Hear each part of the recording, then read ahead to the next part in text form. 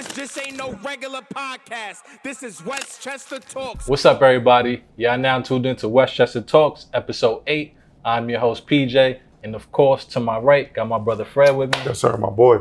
To my left, got my brother Lex. Yes, sir. What's good, brother? And here at Westchester Talks, when it comes to entertainment, sports, fashion, music, you hear about it, we talk about it. Of course, want to give a special shout out to our sponsors at the Private Shop for letting us shoot here, as always, our home. Anything you need, sneakers, hype, clothing, whatever it is you need, you know where to come shop at. I say let's just get straight into it, y'all. I was going to add a little more rambling, but we was off last week. Yeah. I say let's just get straight into it. Let's dive into it. We back, man. We back. Like, how was our weeks? How we feeling mentally? What we feeling? Let's talk a little bit about how stuff is going. Listen, man, I'm coming down from an emotional high, you know what I'm saying? The Pound Invitational was a great event. Yes. The people came out, the kids was playing Thanks. hard. You know what I'm saying? The coaches was coaching. As y'all could see, P still got his outfit on from the game. He was not playing We with y'all. lost. I ain't take it off since. I've been in the crib just thinking about next year, how we win next year. You know what I'm saying? Look, and this is courtesy of the, it's You know what I'm official. saying? It's You see what's official. going You on. see the logo and all of that? You know what I'm saying? It's official. For sure, But now, for sure. other than that, I'm just trying to come back down from that emotional high, get back to the grind, get back to Westchester Talks. And we here now. That's it. I'm feeling great. Facts. I'm good, man. End of the school year, summer starting up. Just, ready to get to it, do more of this, do more other stuff. But definitely excited for the summer and just look forward to, to the summer. Yeah, definitely. I definitely feel the same way. As Fred say, I see the fit, man. This is the same exact fit I had on the sidelines, you know what I'm saying? Came up short. We was winning the whole game. Lex had a statement he made at the end of it like, yo, it's never a good thing to be up a whole All-Star game, being up the whole game during the All-Star game. And looking back at it, thinking back at it, like I know exactly what he meant. That was my first game actually coaching, so that was my debut. So that's why I'm still it's still so stuck on me. I lost my first ever coaching And game. I told you, run on the court and call timeout after we Nah, scored. you did. It's, and they got an and one that same It's a play. learning lesson because shout out to Kenny, Coach Kenny. He also said after, because he heard you telling me to call a timeout, and I didn't call it. We was going on a little run coming back, and that was a big play. I should have called the timeout. I'm on the side like, yo, timeout. He said, yo, P, you got to be more animated. Like, what are you doing? Like, and I'm like, yo, Kenny, I'm learning. Like, I'm learning. You know what I'm saying? So next year, trust me, there's definitely a lot more animation going on, a lot more turned up. But overall, definitely was a dope event. Definitely got to shout out the Pound. Definitely got to shout out Fred and the team. The vendors, shout out to the vendors. Absolutely. The kids balled out. I was unaware of Anderson Diaz. Yes, sir. I ain't gonna lie. Boy's special. Yeah. And he's from the 914, which I also didn't know. So that's a great. And he Dominican too. Yeah, you know what I'm saying? It's a lot of checks on there. So Anderson Diaz, you definitely got Westchester too. And shout out to all the kids, it's no favoritism. He just won. He was on our squad, you know what I'm saying, had like 30, put on a show for the kids and definitely repped the 914 very well. So shout out to him. And, We're going to get him on the pod too. We're going to get him on the pod. Definitely going to get you up here one of these days. And like you said, the summer's here. School's out. The summer's here. Today it was like 300 degrees. Mad attitudes going on. So I was making jokes before the pod, and I wasn't laughing too much today. You know what I'm saying? Nothing was really too funny. Like, a lot of seriousness. But we also was having a conversation off camera, talking about the past as much as we do. And one of the things Fred brought up, which was a good question for us to talk about on the pod, is like, what would our younger self think of us now?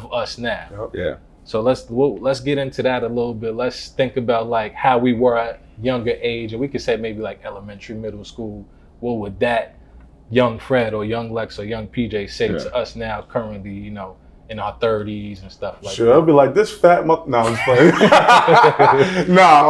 I think personally, it'll probably my younger self probably look at me and be like, damn, son, we not a pro hooper right now. What we doing, man? You know what I'm saying? But like other than that, I think my younger self will also, be proud of, like we talked about the last episode, not crashing out, basically. Not going down certain routes and directions of life that some of our peers have fallen victim to. I think also he'd be proud of the fact that all the things that he learned along the way are now being used as tools to help the youth right now. So I think my younger self would be proud of me. I think my younger self will also look at certain things and be like, but damn, you know, I wish it went this way too, though. I wish we was doing this right now as well. But I think overall, my younger self will be proud of myself. For sure. Proud of me right now. Definitely. Yeah, I agree. I think my younger self would be proud of me. Just what I got going on, what I'm doing, what I'm involved with, how I really started taking education, you know, more serious, and never would have thought, you know, went and got a master's degree and shit like that. Like that wasn't even a thought process.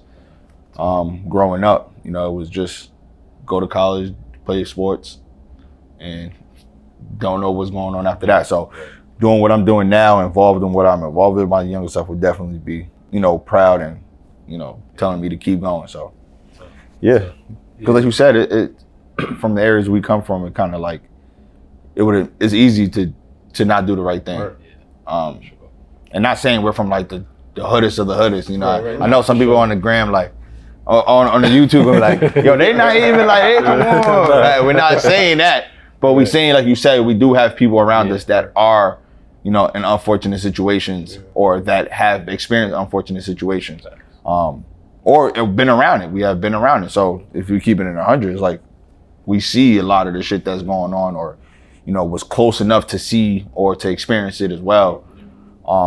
So to be able to just keep going on the right path and doing something positive is, you know, is all you can kind of ask for. Yeah, no, that's a fact. And I think my younger self would kind of be in the same boat as both. Like, I think definitely be like, yo, you ain't pro? Right. Like, what's going on? And then same when you said, like, just also being proud and not crashing out. Like, me, my younger self, I know he'd probably be popping wild shit to myself. Like, you podcasting. Like, I probably would have thought Frank, like, I'm with you. at my older self, like what? You what? And then after, you know, I calmed down. And then after I calmed my younger self down, he would have, you know, I would explain to him how everything went. I think he would have been proud of the fact that, you know, I didn't crash out. And he also probably would have been like, yo, you ain't robbed a bank yet? Because it's like, when I was younger, yo, bro, I don't know what it was. When I was younger and just by myself at times, like after big games, after situations, I would always tell myself, yo, I ain't pro by 30, I'm robbing a bank. Like, I always told myself that on some funny shit. I don't know what made me always say that. And I always thought it was easy to rob a bank. I ain't going front. Like, them Brinks trucks, they be dope. Like, I'm like, shit. Yeah, until somebody pop out and shoot your ass. And I think that's where the proud part will come in, like, yo, I'm glad you ain't tried to. And then, like I said, I was a little asshole. So he said, but you know what? Maybe you could try at 40. If nothing happened by 40, you could try to rob a bank at 40. It's all good. Niggas would have called me like, yo, you seen P on the news? Listen, this nigga on the D-Gig. Chasing a brick truck. We still got time. We got time to think about it, man. That's the fact. Yeah, hold me down. I ain't gonna be there, but hold me down. Well, I think overall, I think that would be the main thing. Like, yo, you ain't pro, but then when it's like, it's all said and done and you realize, like, yo, you ain't crash out. You've seen a lot of the people around you, like, you, to your point, like, go through certain things, and it would have been easy to maybe jump into that or maybe be a part of it. And even though I try to dibble and dabble in some of that stuff, you know, maybe sell a little dime bag in there and just realize, like, this ain't for me kind of thing, you know what I'm saying? So I think the most important thing, though, of this topic is that everyone has to give themselves grace. Fact. Because when you're from the outside looking in, or even from your inside looking out, you think that you're supposed to be somewhere faster than than where you're at. And that shit catches people. And that, you know, we talked about like the mental health joint, how, you know, some of us were in dark spots and stuff because we were like low key comparing ourselves to what other people are doing, or low key comparing ourselves to what we think we should be doing or not doing or something like that. So I think everyone, and I think that's why a lot of people do crash out, because they're not giving themselves grace. Like, yo, nah, man, you ain't supposed to. It's cool to not do that, or it's cool to not be involved in that. It's cool that it's taking you 10 years instead of 3 years to get to where you're supposed to get. Like, and that right there is like the highest level of like self-confidence and self-love. Is like, yo, nah, bro, you gotta make sure you straight, all right, and know that the shit ain't easy, bro. Like, a lot of people think this shit easy, whatever you want to do. Like they think that shit is just like a walk in the park. But I think that's a big part of it. Is like everybody think it's easy. Even with these streamers, they saying like, oh, these streamers making X amount of dollars. Or all I need to go is get a camera and turn on the camera, and I'm gonna be a streamer, get this bag, and then it's like you might stream 2 or 3 times, and then it's like then nothing's really popping off, and now you discourage or don't want to do it. I'm not gonna lie, I have moments even with this sometimes where it's like I'll look at the views and I'll look at the numbers like, damn, like it's not really translating how I want, but it's just like you said, it's all about the process. It's all about enjoying the process, believing in the process, and having that self-confidence in yourself to understand like, nah, this is it. You know Facts. Because when you younger, you think shit is easy. Like, now, when I'm 17, 18, I'm gonna be driving this. I'm gonna be in a big house.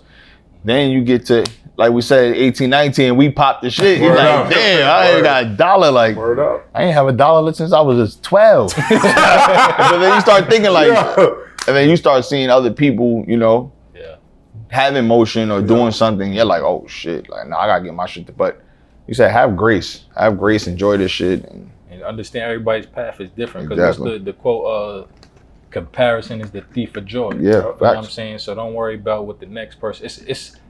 It's great to be inspired. You know what I'm saying? It's great to look at maybe the next person in your lane or other people doing maybe what you do and be inspired by it, but don't compare yourself to them. Like everybody's path is different. Somebody might pop overnight. Somebody might pick up a camera today and be lit on Friday. You know what I'm saying? And just because it happened for them that way don't necessarily mean it's gonna happen for you that way.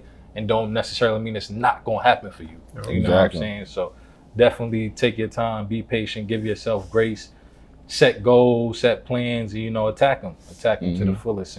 And speaking on that topic of just like having grace and attacking goals and, you know, making it places and talking about these streamers and picking up the camera, we all seen this past weekend, Cenat introduced 2 of his good friends, you know, a streamer who was one of them guys who actually been doing it for a while too. You know what I'm saying? Cenat, y'all see Fred's face because Cenat actually introduced 2 of his good friends to LeBron James. 2 of his friends that was like super fans of LeBron James. He didn't think of himself in that moment. He made calls to them like, yo, I'm going to this Fanatics event. I'm gonna meet LeBron. Like, I want y'all to pull up. Yeah, you know, I'm real happy for Cash and Tylell. I'm real happy. I'm ecstatic about it. You know what I'm saying? Like, I wouldn't want that for nobody else, but just them 2 people. You know what I'm saying? But you listen, man. And on all seriousness, Cenat, a lot of the things he's doing, you know, is real dope from a standpoint. Yo, like, he's like on this tour of like, it's damn near like the Make-A-Wish Foundation. Like at this point, like. From WWE appearances to this, like it's crazy. Like he's one of the many people that, or few people, that are using their influence for more than just themselves. He seems to be a selfless person. He seems like he has a very good, humble head on his shoulder. You know, so I think that's dope, man. Like the situation, you know, they was crying and all of that, and some of the homies was like, "Yo, grown ass men crying over another grown." I'm crying too. I don't care. I'm crying. I mean, Braun today. I'm crying. That's it. That's fact, because that's a big moment, man. And I feel like that's what it's all about. Like when you get to certain levels, and when you get to a position where you know you good, like Cenat is good. Like he don't have to bring these people. He don't have to call certain people. He don't have to do certain things. But it's like when you get to a certain level, when you're able to pull somebody up with you and brings people into these certain rooms with you, I think that's what it's all about. And you know, we do that, I feel like, on a scale too when it comes to like us, when we talked about on previous episodes of you calling coaches for kids, and Fred, you coaching these kids, and even you having certain vendors pop out to the Pound Invitation, even the players you choosing. Like, you know what I'm saying? You don't have to choose some of these players. You can have any players you want pulling up, but you giving the light and the stage to certain players, even your team with the Pound. Like you could have coached. You got a team of 4 or 5 people where y'all could have been the coaches, but you like, nah, yo, P, Lex, you had Daquan, Meech on the girl, you had girls pulling up. So it's like, I think that's what it's all about, and I think that's what's making us even talk about Kai today is like you said, because we seeing, not because he's lit and because he's one of the top streamers, it's because of how he's doing it. How he's doing it, exactly. Exactly. He's putting everybody on. One, he put everybody on so they could all eat without having to rely on him to eat. And that's like a big thing. It's like, yo, I'm not afraid to lose some light on me so y'all can have some. Yeah. And I think just in our community, we fail at that. Like we think we can't put people on because we don't want us not to be lit or as lit because you might get more lit than me. Like, nah, you supposed to put everybody on no matter how the shit roll out.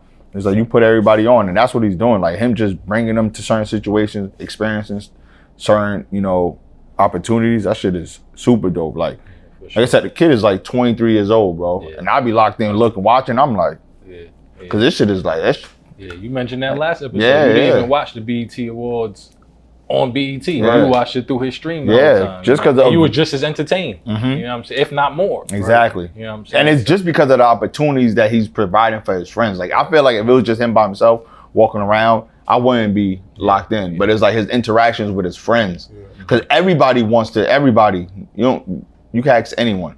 Anyone wants to make it and put their friends on. Yeah. Right? Some people don't know how to do it. Right. But when you on and you put your friends on and you see your friends, good, because you know what some of your friends are going through. And it's like, or what you're going through. But if you're in that position where you could be like, nah, I'm gonna help. Nah, I could help my mans out. That brings me joy helping him, be able to stand on his own too. So that's why I really tune into his shit is like, nah, that shit it motivates me like, nah, bro, like I gotta keep going and keep helping people with different opportunities, however I can help. And they doing it the right way. Mm-hmm. Like the friends ain't coming on embarrassing us, doing dumb stuff, like messing the opportunity. They know the brand. Like Talil is just as great of a person as Kai seems like. Obviously I don't know these people personally, but it seemed Stream University, just to tap in a little more into it, like he was there when they were saying like the little streamers, he's tapping into all them streamers. Yo, what's your name? Woo. Yo, chat, make sure y'all tune into such and such chat, subscribe, mod up, putting people on. So it's definitely great to see. And then when you at that level, you don't want to be by yourself anyway. Facts. You don't want to be with like strangers. The only person with money. People, only person with money. You want to have the same fun you was having with the same people you coming up with. So I think that's definitely dope. And speaking on, so shout out to Cenat for that. Keep doing your thing for sure. And on, speak about LeBron, NBA, he definitely got the season coming up, but the NBA season had just ended. So I think it's only right. We got to talk about, we ain't talk about it too. I didn't even see it in the media too much about the finals. I capped like 2 episodes ago, said I was going to watch every game. I ain't watched none of them shits. But OKC got it done, man. Right. They got it done. And Halliburton got hurt first quarter. That was kind of and he was hooping. Right. So that was kind of like kind of bittersweet moment, I would say, for OKC. Because I know the competitors they are. And I know SGA probably would have wanted to win it with him on the court playing against him. But I'll take a win now, you gotta take it. For sure. Especially at that game. You know what I'm saying? So OKC got it done.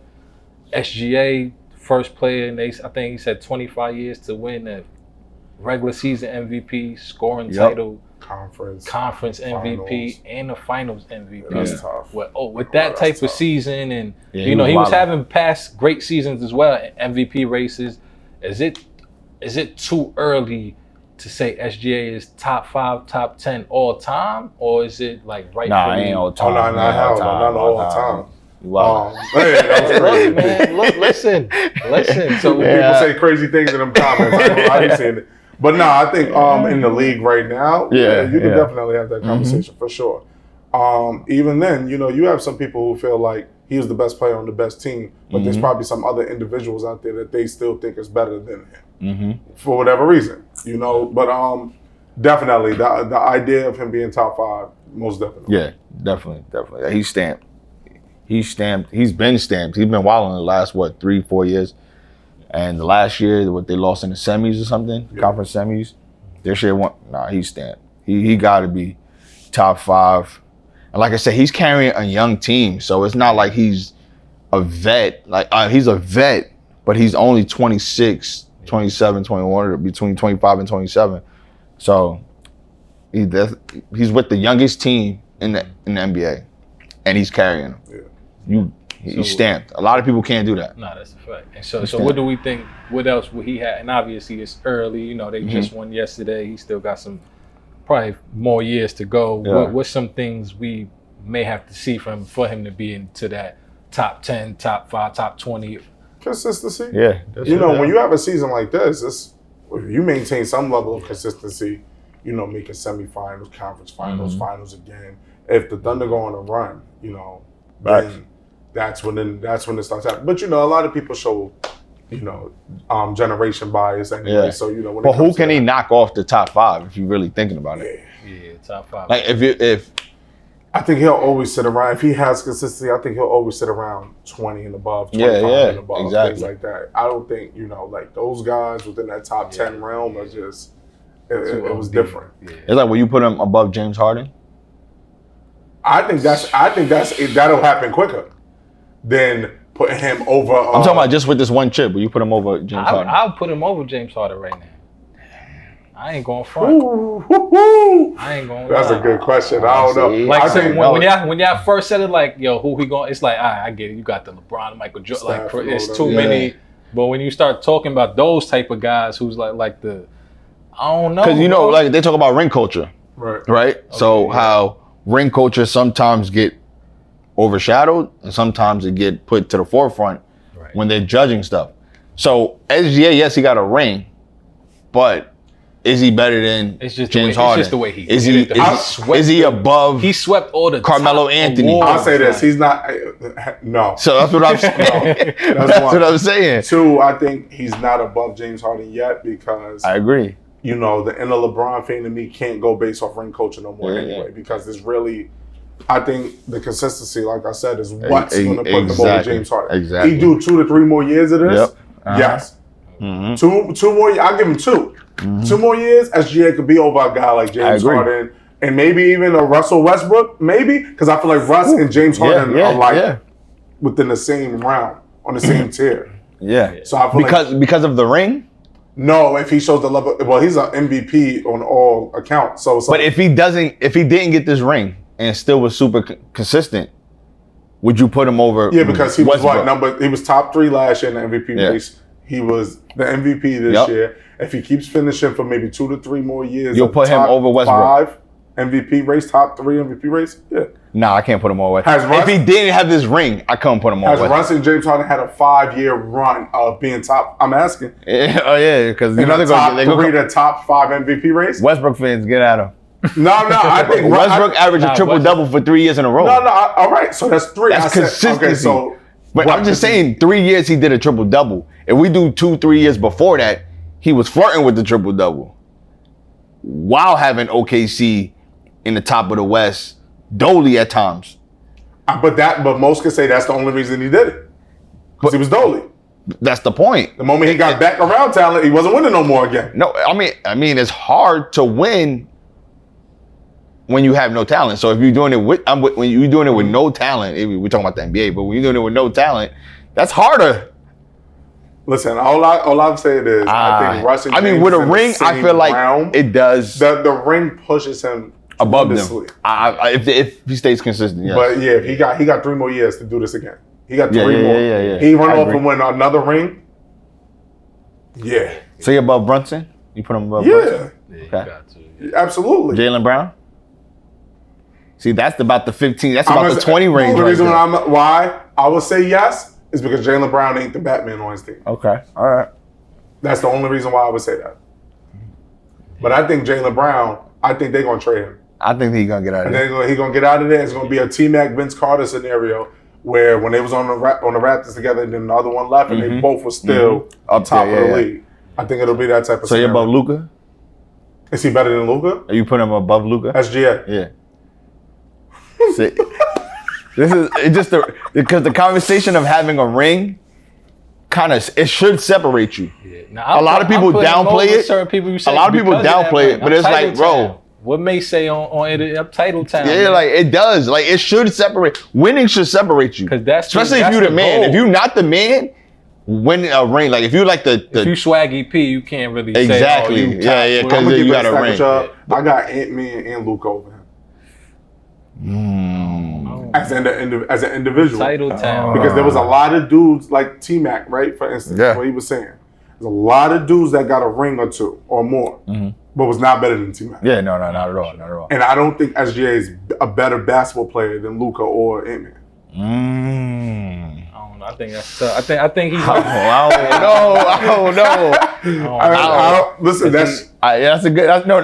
I don't think there's a right or wrong answer. It's not a disrespectful. No, that's debate. Not at all. That's Like, what I'm nobody saying. can say you're wild. Yeah, nobody can say exactly. Can say you're wild. Someone can just tell me, yo, I agree to disagree. Yeah, Right. Like, but I just think disagree with you. this ring. I know you say you're not ring culture because LeBron is, Facts. I can't. But this ring, propel them. exactly. You can go back and forth. Facts. But right now, And I think it's the SGA way he surpassed did him. it. It's like the way he did Exactly. it was like no question. Like the whole time it's like SGA. Now let me ask y'all a question, right? Because you're talking ring culture. We said Luka and Ant-Man, right? Mm-hmm. Could we agree OKC from start to finish this year was the best team in the NBA? Yeah. Has Luka and Ant-Man ever been a part of the best team in the NBA? But who fault is that? No, what I'm saying. I don't. They the rest of the have. team, they did the rest have- of the teammates got to step up too. They did though, because didn't the Mavs go to the finals last year? But even then they weren't the best team in the NBA. It was still Denver. People were still jacking Denver over there. You're right, but they made it. They made it there. And I feel like No, it's a fact. SGA So is that what is made, why. Yeah. And that's why I feel like Luka's better than him. But I feel like SGA is what made OKC the Exactly. best team. You take SGA off that team. If Luka lost them little chubby pounds and all that, he could have made them the best team. Yeah. Oh yeah. Luka don't play no defense. I mean, Like I feel, It's tough. It's tough. definitely Tough. a great debate. We probably sit here for an hour going back and forth trying to make a. But I think honestly, I think only certain players in the league should be held to a title or ring bar, and that's like LeBron, like if you in Kevin talks of Durant. the GOAT discussion, yes, it's like you gotta. James Harden. If he wins a ring or not, it's like he's gonna stay in the same place. Yeah. So it's like you pushing a false narrative on James Harden. Westbrook, if he wins the ring or not, he's gonna stay in the same place. I feel like those type of players are just who they are. Like very good players, very very good players. But the ring doesn't really push them in their career. So if Harden has a season like SGA, MVP regular season, conference MVP, scoring title, in the finals MVP, that don't move him nowhere on that list. Does it move him above Dwayne Wade? Harden won the year he won MVP. In my opinion, LeBron should have won MVP that year in 2018, whatever year that was. Yeah. LeBron should have won. He beat him in every statistical category. But I think his team was top. Oh, but Harden. That's why I think. so. I Yeah. don't remember. But I was saying, if Harden wins the ring, does that push him above I Dwayne think Wade? it just depends how he does it. I think that's the thing with SGA. Me even bringing that up. I think it's all just about how he did it, bro. He swept every Yeah, major. no, the prime years. I he think it's went about like crazy. in Yeah, that yeah. element when Harden was winning the MVP, he had to do it right then and there. Yeah. Because that's how you offset the debate between him and Steph, him and Russ, Yeah. people like that. He had to have done it then. Right Yeah, then and it's there. tough. Yeah, nah, It's definitely tricky. good- It's yeah, tricky. Nah, definitely great debates for sure. And SGA definitely, like we all agree, I think consistency, you keep that consistency Yeah. up, you'll definitely be in those conversations. One of For them sure. ones. Don't Nah, ask facts. SGA's pops. He going to Oh, yeah. He putting them in right now. Right. Son told T, Oh, yeah. let me borrow your wife. I'll breed her. And I'll breed her for MVP. nah, That was he's wild. crazy. He's wild. Shout out Jeff T. You saw for holding JT. his composure. Yeah. You saw JT say, he said, I went back to the crib and that shit hit me like, yo, did he really just say that? Yo, I was dying. I Shout was out to him for like, holding his composure. Yeah, that was crazy. But nah, shout out to SGA, great season. Shout out to OKC. And I definitely want to give a special shout out to TJ McConnell. We had a great series. Absolutely. I wanted them to win just for him. Facts. yeah, Obi Toppin had a solid Yeah, Obi absolutely. Toppin 914, went to school in 914. TJ, we went to college together. Yeah. So that's why I want to give Solid, him a huge shout out. solid. Yeah, he played very well. Every time Tyler Hellbro's off the floor, my man's texting me like, yo, I bet TJ under everything, he be hooping. Like, you know what I'm saying? He be messing up my man's parlay. I'm like, yo, stop putting him under, Yeah, bro. no, for real. Like, he's a hooper. Like, and the crazy thing is, he always been doing that. Like, Yeah. TJ always been like, Right, it started when he was with this. I mean, it probably started in college, but I'm saying in the NBA, when he was with Philly, he was doing that. Like, he's a game changer. Like I said, it started in college, Yeah. but he's been doing this. Like, Duquesne leading the nation in steals at Duquesne. yeah, and then went to Arizona, went to work. But it's Yeah. crazy because in high school, I just saw yesterday, in high school, he averaged like 33 a game. So, yo, bro, See, but this is what we try to been tell these like kids. that. Yo, these role plays that y'all seeing, like, oh, they dirt, oh, they on the... Yo, they in the high school, he was averaging 30 in high school. They just adapted. Shout out to TJ. Pat Beverly. He led Chicago in scoring with hitters Derrick in Chicago. Rose and all of them in Chicago. Exactly. He led them all in scoring. But you got to play a role to make it to the league. You got to play a role. Stay in the league. Exactly. And you got to play a role to make it in college. Like, everybody that go to college ain't going to be in there shooting 100 shots and doing whatever you want to do. Nah, if you want to stay in the league, you better find your role. If you want to play professional at all, that's why I got packed up in Puerto Rico. When I went to the tryout joint, I'm like, I'm trying to get a bucket every time. The leading scorer of the league is on the team I'm like trying to play for. He's not even practicing. They like, bro, we got somebody to get 30. Like, he's right there. Like, they telling me in Spanish, I don't know what he's saying, but he's basically saying, yo, bro, we don't need you to get. Every time I get an assist, he's like, yes. I'm like, and I'm not understanding. I'm ego. I'm like, bro, I could get a bucket anytime. He's like, bro, but it's paid him already. He's paid. Like, bro, we got so the business. We need now. you to do everything else. So it's like, to your point, it's like the being able to adapt and to stay in the league. Definitely got to find your role, find your niche, and see what that team needs you to do. Obviously, they brought you on because of a talent or whatever it may be, but understand, like, not everybody's shooting 30 shots a game, bro. You got to think, like, just an example, like Kevon Looney, the big man on Golden State. Yeah, he was a 3-man in college, in high school. Played the 3. Was handling the ball, shooting 3s. That man was a junkyard 5-man for the Golden State. Absolutely. Got 3-4 rings or whatever. Got paid. Now he's good for the rest of his life. I mean, if he would have tried to still be a 3, he wouldn't be in the league at all. He wouldn't have made it to 15 years or 12, whatever he's in right now. Like, kids now, you gotta know. And that's even kids going into high schools. Like, yo, you gotta know, you gotta play a role, or you better work crazy hard to expand your thing. So, for sure. So shout out to the underdog guys, the hard workers, and people that understand, what it takes to, like you said, make it to the league, but not only make it to stay. It says harder to stay than to make it. For sure. So shout out to OKC, shout out to TJ, shout out to everybody. Definitely not too publicized finals for sure, but definitely seemed to be exciting. Definitely. And a good way to end the season. And speaking of, like I said, SGA maybe being in top 10, top 5, I say I'm bugging, whatever. Sweet. Somebody that, is in those conversations. Crazy was just, I think, was this at the Fanatics? At the Fanatics, At the Fanatics event. They say he was doing an interview on stage when the news came out. Seemed like he was chilling, so it seemed like he kind of already knew what was taking place. But it got brought to the public. Kevin Durant to Houston. Yeah, that's crazy. It's crazy. How do we feel about that one? I ain't gonna lie, I was kind of shocked, but I want to hear what y'all think about that. All right, two parts. How do we feel about him going to Houston? And then, how do we really feel about him going to Houston? Okay. Like, you get what I'm saying? I think going to play in Houston, it's regular schedule programming for him, man. Back to getting buckets, back to being KD, being himself, and hopefully taking Thompson, the Thompson twin, and Jabari Smith under his wing, and teaching them the ropes while doing him.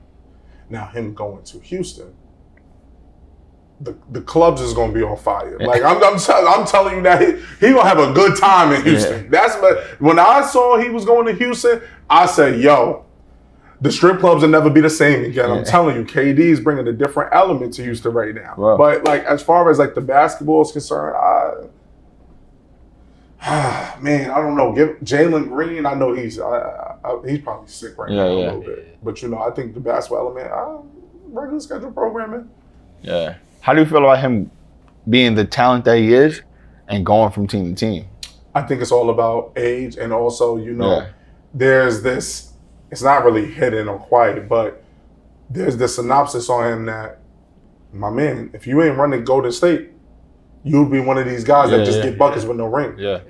So I think all of those things are added to the element. And also, like KD, you went to Brooklyn. I had a trio there. Nothing out of it. KD, you went to Phoenix. Facts. No playoffs. It's crazy. So I think when you factor all of those things in, it's like, okay, yeah, Kevin, we want you. You're going to give us 20, 30, whatever. Yeah. But are we going to win? Is that a for sure thing? Are we going to win?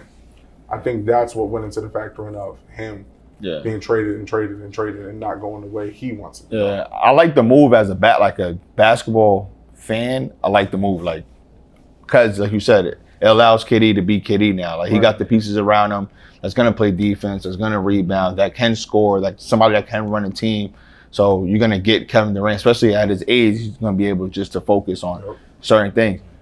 But I think again, it's like he keeps watering his brand as a basketball player, because now people don't really get to view his talent, like how big of a talent and generational talent that he is, because of the team hopping. Absolutely. And I'm like you said, if he didn't if he's doing it now because of his age, that's fine. Like, but I feel like he should have used at least some of his prime years to go show that I'm the man. This is team number, 5 now? 5. So he could have, before going to Golden State, he could have just, I'm the man. Let me show y'all that I'm the man. Let me try to get there. Let me try to, do it. So then you can see the best version of Kevin Durant. Like, KD's one of them ones. Like how LeBron went to Cleveland. Yeah. But even before he got Kyrie in him, how he, carried him. Yeah. That's how we wanted to see Kevin Durant. Yeah. The same way Melo did with New York. It's like, at least Melo tried. Right. Like, he might not got the rings Kevin Durant have, but he tried. Like he wanted the weight on his shoulder. Because everybody wants that as a basketball player. Like, nah, I want the team on my back. Yeah. But Kevin Durant's Kevin Durant. I feel like he's a pure basketball player, like a pure fan of the game and loves the game.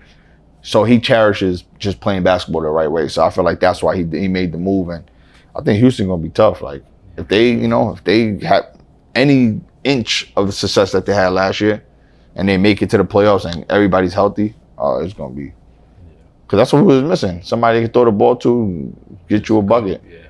I agree with that 100%. I think Kevin Durant, like, he just don't care. Yeah. Like, he's at the point where he don't care what we think. He don't care what nobody in the league think. Mm-hmm. Like, he got his rings. Like we said, he's chilling. Like, he gonna go in Houston, definitely do what he do, average 30, 25, 30. Yep. And he's just gonna have fun. I feel like his main thing is just having fun at this point. If he wins there, cool. If he don't win, I think cool. I think he's kind of content with like how his career went and how it's going. Like, you know what I'm saying? Because he could have tried to maybe go somewhere else and maybe have a better chance, you could say, at trying to win another ring. But I don't think, like, obviously that's the goal when you're in the NBA. You want to win rings, like, you know what I'm saying? You want to win chips. But I think he factors other things in as well. When he's, trying to pick a team to get traded to, or tell him I want to go to maybe these places if we could work it out. And I think a little bit of that is like fun, the rap scene, the music and stuff. Like he's heavy into that on the low. Mm-hmm. So yeah, I think that's the pressure of, like you said, the ring culture. I think that's what kind of made Durant do the moves he's doing, because he was put in that box with LeBron. That you got to win a ring. Like, you so good, you have to win a ring. But I think that's, like you saying that, I think LeBron coming out vocally saying ring culture needs to kind of stop, in a sense, and appreciate greatness. And Kevin Durant, the way that Kevin Durant moves, I think they're trying to set a new standard and blueprint for the young up-and-coming players, because everyone thinks when those guys leave, like, what is the league going to be like? So I think they're trying to set a new standard for that. But shout out KD, though. But like when we talk about that, like, greatness breeds winning. So that's what I don't get. It's like they're trying to kind of blurry out the ring culture. Like, chasing a ring is the goal. That's what brings. Kobe wouldn't be great if he didn't have 5. And I think, not to cut you off, I think the reason it's like, ring culture, let's ignore the ring and accept greatness, is because they're friends of people of CP3, Melo, that don't have rings. So they want them to get the same light maybe as they get. That's a fact. Without that's a good point, having a ring. But it's like, bro, realistically, nah. Exactly. I feel like you need to, like, I love Melo. Yeah. Like I said, Melo at one point in time was my favorite player. Mm-hmm. Loved watching him play. Like, when I do pop out this summer, I'm straight mid-post. Yeah. Throw it to me in the post, face up. I'm watching Melo tape. Like, that's gonna be my game. Like, but it's like, I feel like you need to win rings. Like, you need to win. The point of, like, you feel like that only matters and applies to people that are trying to be in the GOAT discussion or in it. Now I feel like that applies to people that are held to a great standard, like, or want to be held to a great standard. Like, So is Jalen Brunson held to a great standard? no, that's what I'm saying. If you don't, I think that's what LeBron and them was talking about, though. but it's like you can enjoy player. somebody's talent and them not win doesn't affect them not being great. And I feel like that's what people are trying to say is like, he's not great because he didn't win. No, that's not the point.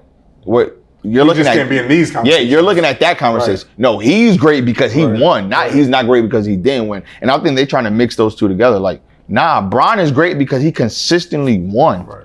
Every year, he made it to the finals 8 years in a row, so whatever crazy shit is that, like, he's great because of that.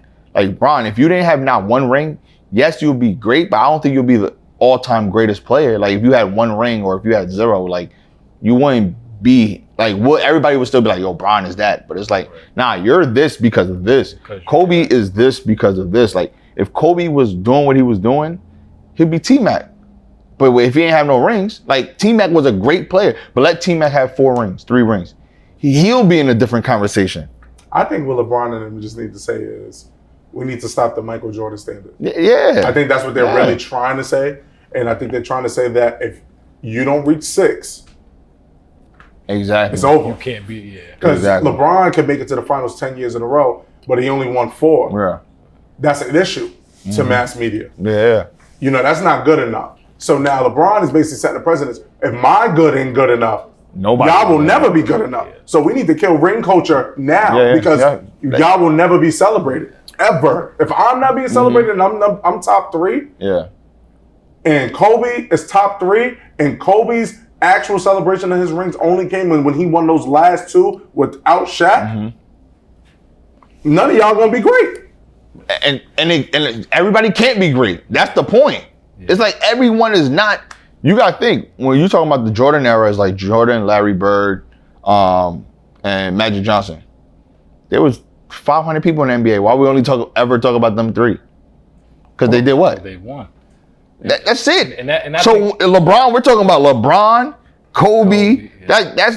That's the small circle. That's what I'm But saying. y'all gotta look at, but my thing is this though too though also. Y'all gotta look at how they won though. Like, that was the 80s especially, right? How the hell you got Larry Bird and was able the next year to go get Kevin McHale and Robert Parrish? I mean, because the money was different. The draft situations were different. Everything was different. Yeah. Like, everyone's not gonna be fortunate enough to be Kobe Bryant and get drafted to a team that just acquired Shaq the same summer.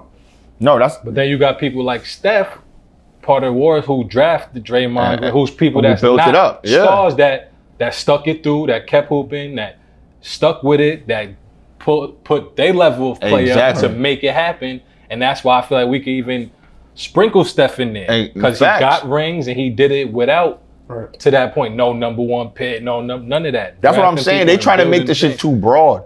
Like, they try to make greatness too broad. Like, nah, So bro, it's the Illuminati circle, bro. Those the Illuminati circles. And I think that's the thing. That's why it's like the rappers. It's So like, so you know about that?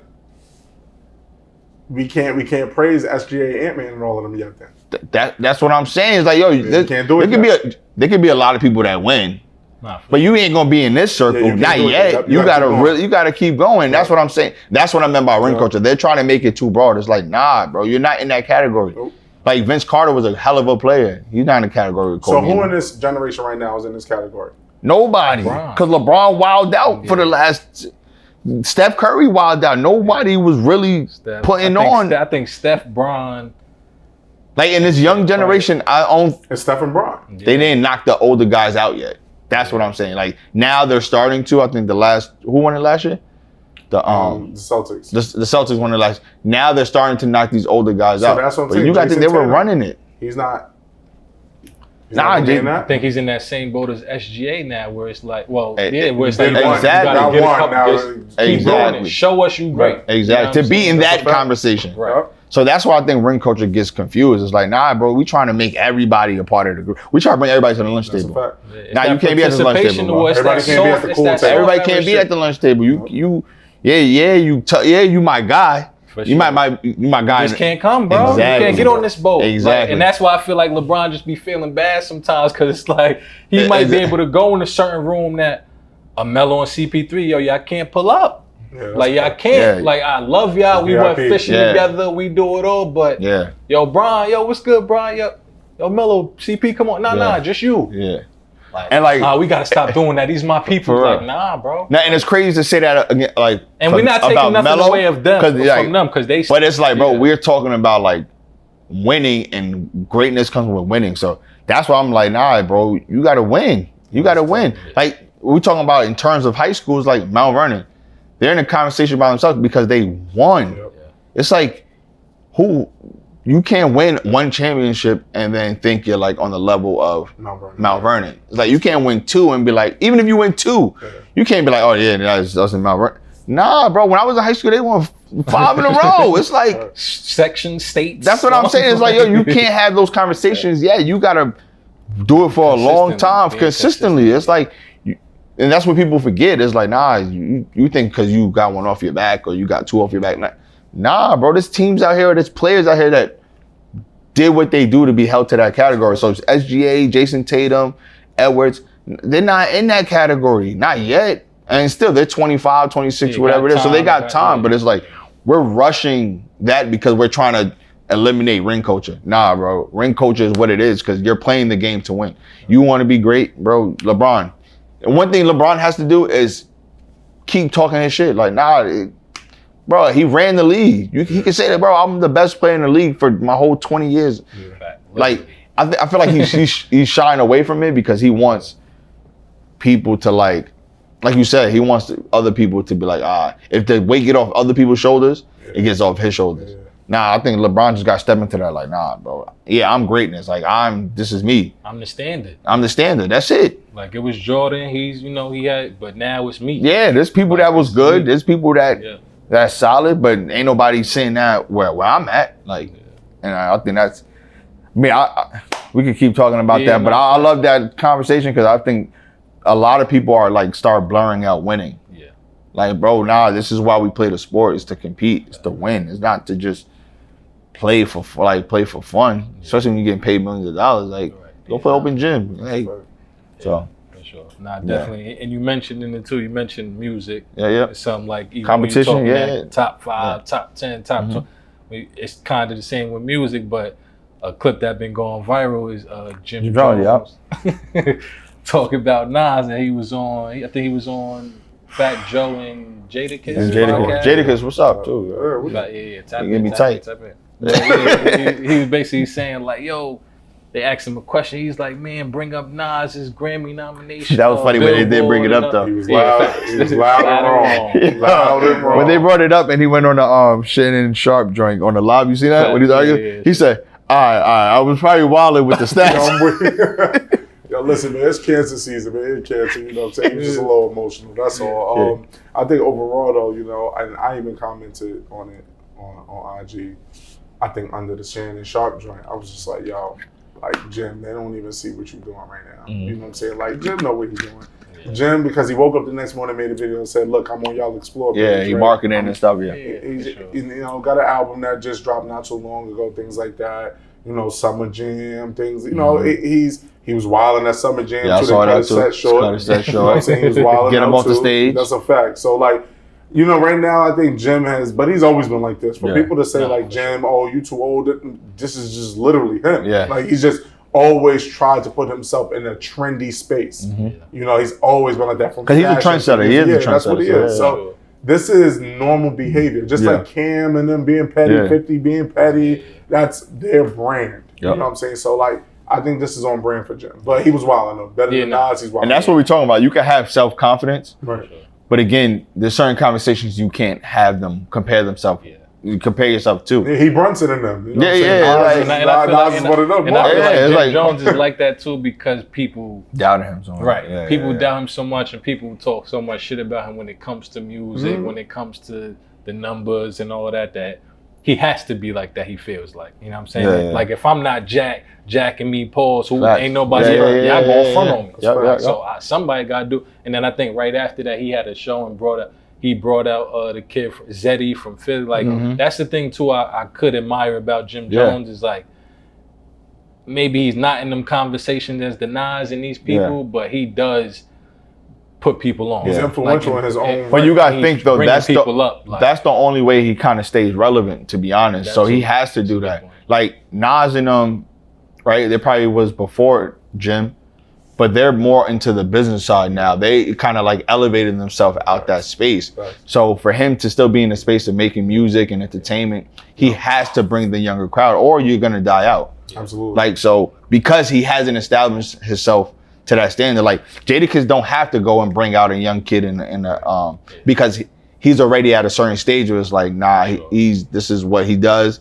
He holds himself to a different standard. So when he comes out and he's going crazy, it's like, like you said, we get what you're doing because this is the space you're in. Right. But I think that watered down his brand, because it's like people gonna start thinking, like when Meek was going through the crazy stuff, it's like, now they're not even thinking about you rapping. Yeah, your music is being overshadowed by your antics, because it's like, oh, you're doing way too much when your product is your music. Right. So if you going crazy, it's like you blurring that out. So that's like the thing that whoever's around you. But again, like you said, he's on the Explore page, he's using it for marketing. But at the same time, it's like, how many Jim songs can you actually name? Like, and I'm not saying as a diss, I'm saying like, there's only a handful that you really listen to. The masses. That the masses listen to. Yeah, it's like there's a handful. Unless you're a real real Dipset fan. Dipset, Jim Jones fan, but the masses, like, you probably can name the same. How many Nas songs can you name? Probably the same amount. So it's I'm like, gonna keep it a stack with y'all, like, and it's funny you saying that.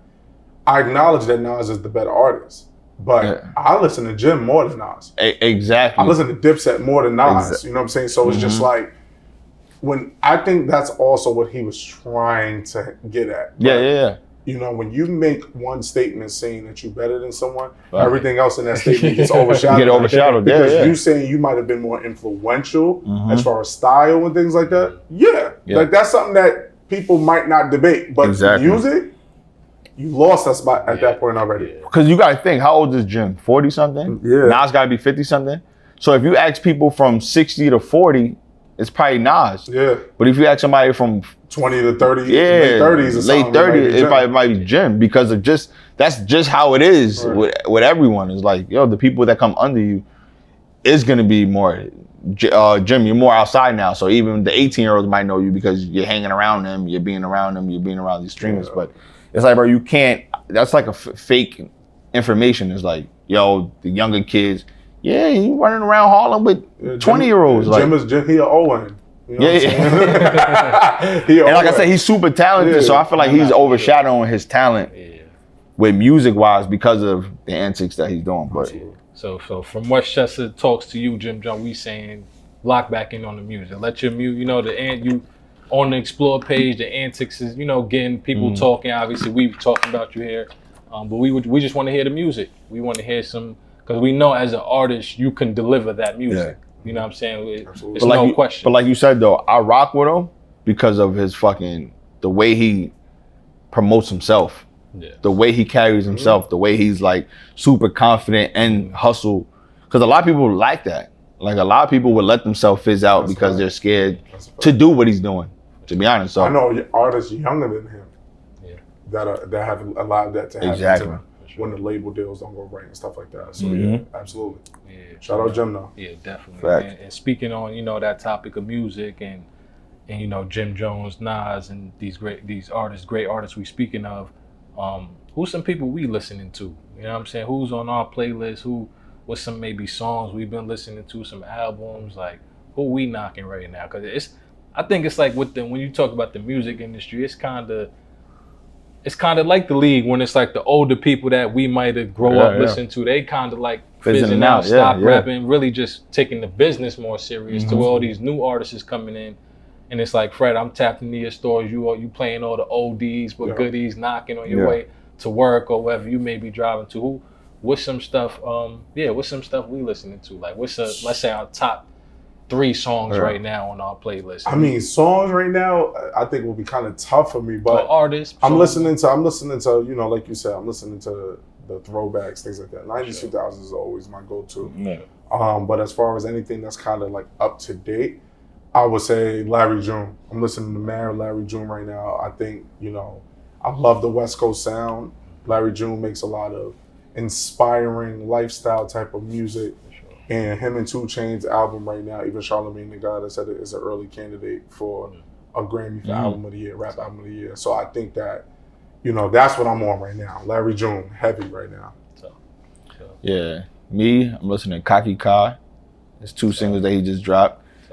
I'm listening to Bill. Y'all probably don't know who that is. A Spanish artist. Fire. Nah, so yeah, listen, you Fire. play that song. He make you know, drop the Bill? top. Like Yo, wait. Beele. Okay.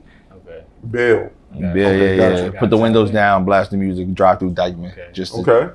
just to, Get you know. okay. You know? That's all I know. Yeah, those are really, I'm not a big music guy. I probably repeat the same 5 songs. Like, Yeah, I'm the same.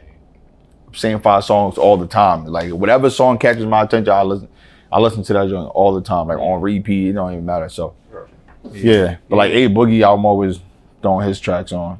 Yeah, I feel like Regular all stuff. Spanish people tap into A Boogie. That's a fact. All Spanish people love A Boogie. That's a man. fact. That shit's mad funny. I ain't gonna Yeah, that is a fact. Because he's so close. Yeah, nah, definitely. But you know, I'm in the same boat as you. Like, my music catalog ain't too long. People get mad because I play the same songs over and facts. over. But I'm on Kaki Kai. Shout out to him, Kai, New yeah. York artist. He's definitely tough. The joint he dropped with Friday and Meek is crazy. I don't know if y'all tapped in with Nino Pade. Nino Pade is tough. I think he's from, I want to say either DC or Baltimore, but he's like a newer artist, up and coming.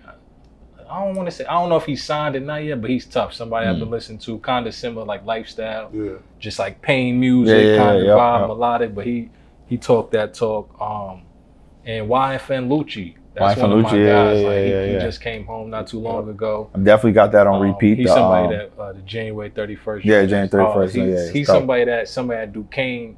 When I left Duquesne and went back to visit, the first song I ever heard from him was Made For It. Okay, they played it for me while I was at Duquesne. Like, yo, this my man. He's from Atlanta. Listen to it. Yeah. I'm like, oh, it's alright. Like, but then I ended up coming back to New York playing that. I'm like, nah, Lucci one of them. Like, and then he just came home, dropped his new joint. So yeah, I'll say. For some reason, it's like not a lot of people dropping music, or I might not be. I'm talking about like Baby, Future, like. I think everybody had to wait for the smoke to clear between Kendrick and Drake. Okay. You know, Makes because sense. you got to think Kendrick right now, you got 4 songs out of a 9-song album on the radio all day long. You know, so I think that's what the labels and the artists are doing right now. They waiting till that smoke kind of clear. And I kind of don't like that. I mean, I feel like that's like some new era stuff. Like, because I feel like, drop. Like, that's the point. Facts. Like, if your song is that good, it's like, it's going to overshadow or it's going to compete. Like, you know what I'm saying? It's in the top 10, top 5, those 4 songs, but it's like, bro, there's a top 100, there's a top 20. Like, let your song float around. It's like, I feel like that's just y'all scared of the competition. You think your song can't do what that song is doing, so you gonna hold it. You think it's the label or the artist? I think it's both. Because I know people definitely do hold their music when somebody's dropping. Because it probably don't make sense for them to drop. Yeah, when Drake is dropping, just hold you. Exactly. Like back then when Jay-Z would drop somebody, when DMX would drop, you know, you would hear people say like, when DMX dropping, nobody dropping for a month. 50, save your joint for 5 months. Exactly. Just save it. Nah, for real. But like because I think Jay-Z said that too. Yeah. Yeah, that's an interesting take though, because now, because we brought up the Kendrick and Drake beef, it makes me want to look back to see old artists during the East Coast, West Coast thing, and when were they dropping their albums?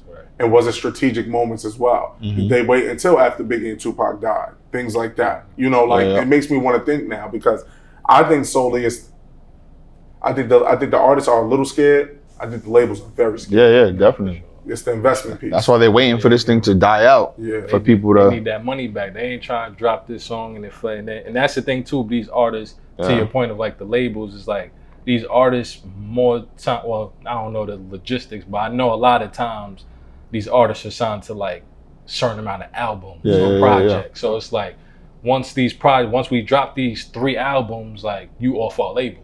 So you want to make sure when I drop these 3 albums as a label strategically, we recouping that money. That money, that 200 mil we gave you, we need that back. Absolutely. Off these 3 projects. You ain't gonna rush. Get up out here. So to your point, that's a good point too. Like these labels definitely could be behind the scene, but I think people like the Lil Baby and stuff like that. It's like, bro, you one of them regardless. Like, you know what I'm saying? You had your run where it's like you really him. Like, you know what I'm saying? We during that era of the riots and all that, like Lil Baby, it's like, bro, you could drop, bro. You could drop, People's exactly. Gonna tap in. Like, nobody's gonna be like, oh, I ain't listening to Lil Baby because Kendrick. Yeah, that's a fact. They're gonna play Kendrick, then they're gonna go play Lil Baby. Like, That's a fact. Exactly. so it's like, I feel like some of these artists, certain artists, to the label's point, it's like, I get it. You know what I'm saying? We not about to If wait you're not in that category, then I understand you have to some wait. Some of these top artists, the Futures, the Lil Babies, it's like the A Boogies, like people's listening to you, regardless of what's going on, whose music is dropped. Facts. Drake dropped, Lil Baby, you could drop, like y'all can still drop, like people's tapping in. So I think I just want to see more competitiveness in the Absolutely. music. Yeah, I just want to see people like how the Drake and Kendrick thing went. Like I want to see more of that. Like maybe not to the extent of like now it's a little outside of music. You know what I'm saying? I'd rather stay in the music realm where it's like we going at it with the music. Yeah.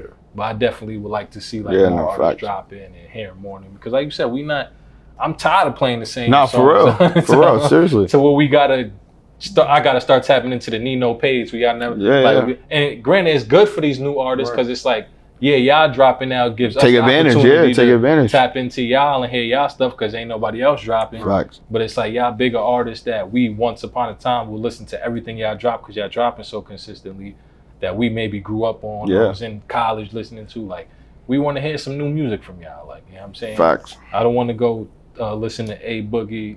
What's it? The all his old shit. That's the old shit I'm listening to. I don't even know. In my bag now and shit. All that. You know what I'm saying? That's think about you and all that. Like, you know what I'm saying? Like, what that jungle do? Like, that was 10 years ago. For real. Like, we know what the jungle do. Like, all the YNs is telling us what the jungle do now. We trying to hear some new, you know what I'm saying? Oh, nah, yo, because you said the YNs and all of that, I'm heavy on the sexy drill right now. Okay. What I mean, you know what I'm saying? The Cash Cobain? Cash Cobain and all the bass. I'm heavy on that. You wanna know why I'm heavy on that? Because I hate the act. I'm sorry. Because I'm talking about drill artists. I'm not really in tune with drill music, the hardcore drill. So I feel like I like the sexy drill because it's young men surrounding themselves with young ladies. Yeah. I'm tired of 100 niggas in front of the store, one gun. Yeah. I'm tired. Like, I'm tired. So I'd much rather hear, see 4 dudes with 100 girls behind them, everybody vibing, everybody dancing. What is sexy drill, though? Sexy drill. Like, how can drill be, like, sexy? Nah, because, I think it stems from, in my opinion, from the way that I've seen it go is, after the hardcore drill, you get the Ice Spice, right? Okay. Then now, I feel like Cash Cobain in them is the male alternative. Of Ice Spice? To what Ice Spice was doing during that time frame. Making the ladies feel good and all of that. Now, Cash Cobain is like, we bringing the ladies with us to make them feel good with our music. But in turn, in actuality, the fellas is rocking with it too, to the point where it's like, nah, we'd rather do this instead of 100 niggas in front of a store with a gun. With one gun. It's like, does sexy drill really, like, how do I say it? Like, is that really the word for his type of music? Because if you listen to his music, that's what they call it. I know I'm saying that's what they call it, but it's like, I feel like, I think marketing wise, they said sexy drill because it's gonna catch people attention. But it's like, I don't think his music is sexy drill. I think it is because it's a feeling. But they're not talking about. They're not talking about doing this feeling. While the song is on. That's what I'm saying. Sexy. It's a feeling. Sexy. You know what I'm saying? The drill part. It's because the beat, I guess. The beat That's is what it kinda, is. The beat is still kind of It's slowed down. The hi-hats and all of that is still drill. But it's like the context and how it make you feel is Plus different. the sampling. Like you said, the R&B sample. But if you think about like his main song, Cash Cobain's main song, I don't think there's any drill in that song. No, it's the beats are drill. I think it's but the he beats. throws the sample behind it and it kind of throws it off. In the context. Like the drill is gonna make you want to put a ski mask on, run outside. But being sexy though, so you outside. Sexy drill. Like, you doing this? With the ski mask on? You doing this. Yeah, because they be having the skis. You still got the ski with the gun. It's still one gun, but it's more women now. And you're not seeing the gun no more. They keeping it in there. Yeah, I don't be listening to that music. I don't be listening to no sexy but drill. I definitely, I'm jacking that too. I ain't jacking sexy. You know what's crazy? I'm jacking the idea behind it. That's why it has its own lane because of that.